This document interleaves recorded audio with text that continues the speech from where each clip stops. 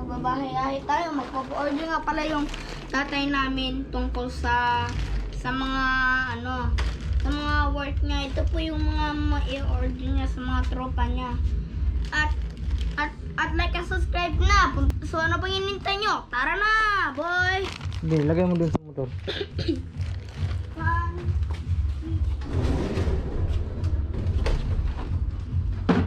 Ang dahan-dahan. Halika na. Go, bro!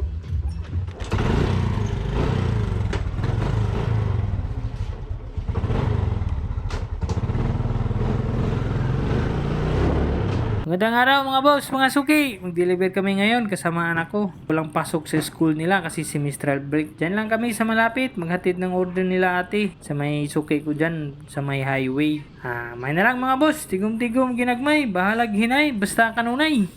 Sa mga may vulcanizing shop dyan, kung interesado kayo may vulcanizing supplier o wala kayong suppliers, try nyo mag-message mga boss. Mag-PM lang kayo.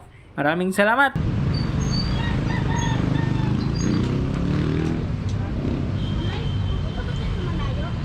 Mamaya, dito muna tayo.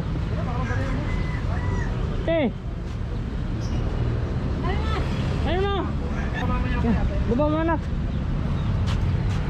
Katabi ha, huwag malikot. Tapos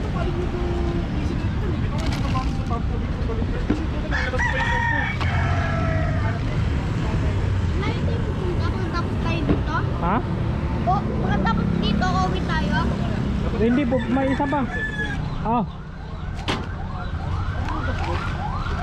Magandang klase yan. Bakit naman na paano mo naman nasabi yan? Pareho lang naman ko. Binili ko sa yung dati. Ito na lang natira oh. Matagal din bago na upo. Ang bilis. Bilis yung tagal na nun.